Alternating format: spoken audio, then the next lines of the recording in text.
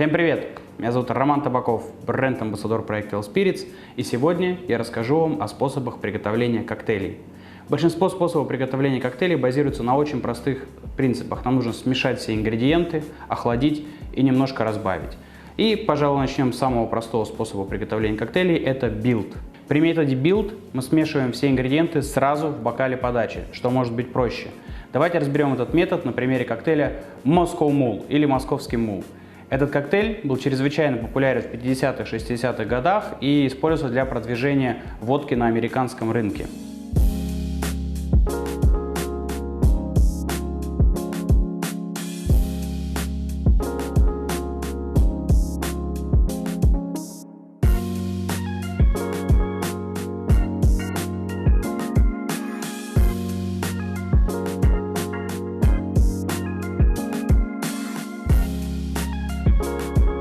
Всего 3 простых ингредиента – водка, имбирное пиво и сок лайма. Идеальный коктейль для того, чтобы приготовить его дома. Следующий популярный способ приготовления коктейлей – это стир. Этот метод подразумевает, что все ингредиенты будут смешиваться в отдельном смесительном бокале и позже уже переливаться в бокал подачи. При этом способе очень хорошо смешиваются ингредиенты, не слабо обводняются за счет выделения воды от льда, но, например, не сильно аэрируются, как при шейке или фроинге. Разберем этот метод приготовления коктейлей на примере коктейля Гимлет. Гимлет изначально готовили на основе джина, но в наши дни одинаково уместна и версия с джином, и версия с водкой.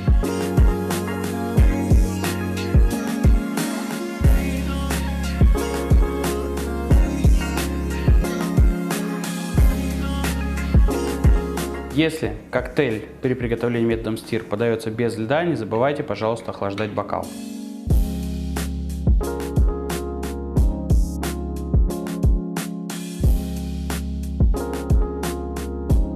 Метод стир считается довольно-таки деликатным способом смешения коктейлей, и лучше всего он подходит для того, чтобы смешивать коктейли, состоящие только из алкоголя.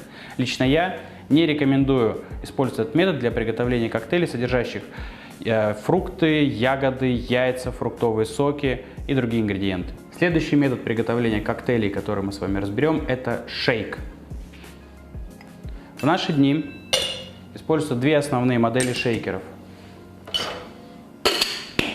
Это 2-составной Boston шейкер и 3-составной Cobbler шейкер.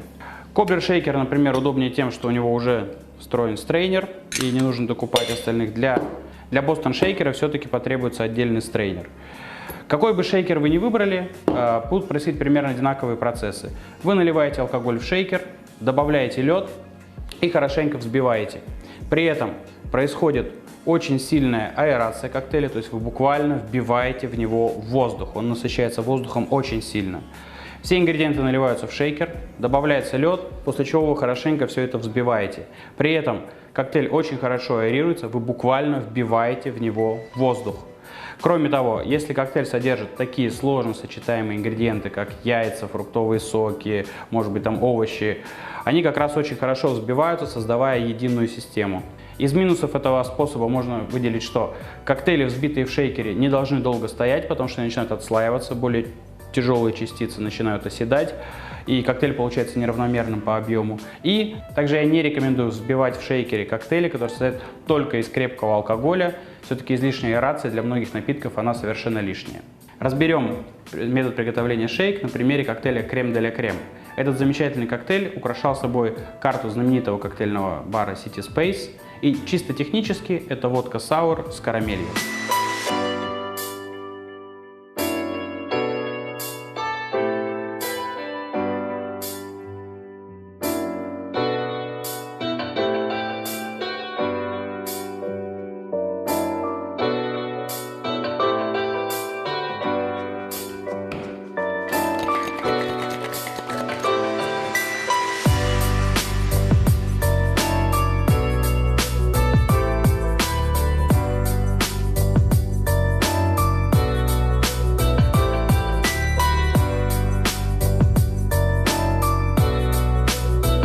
Коктейли, взбитые в шейкере, следует пить сразу. Они не должны долго стоять, потому что через какое-то время начинают отслаиваться, более тяжелые частицы начинают оседать, и коктейль перестает быть однородным.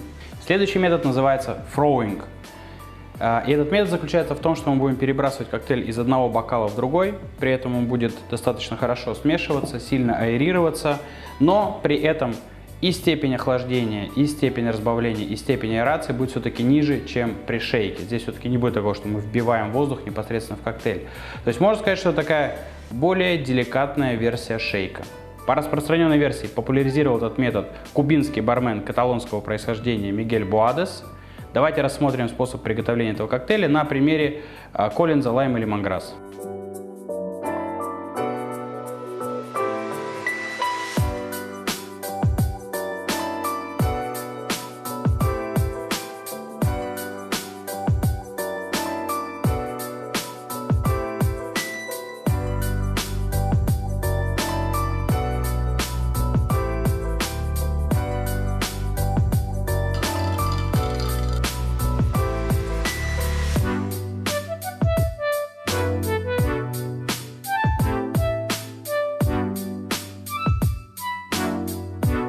Мы разобрали с вами основные и самые популярные способы приготовления коктейлей. Конечно же, этих способов гораздо больше, что позволяет нам вернуться еще к этой теме. Спасибо большое за внимание и до новых встреч!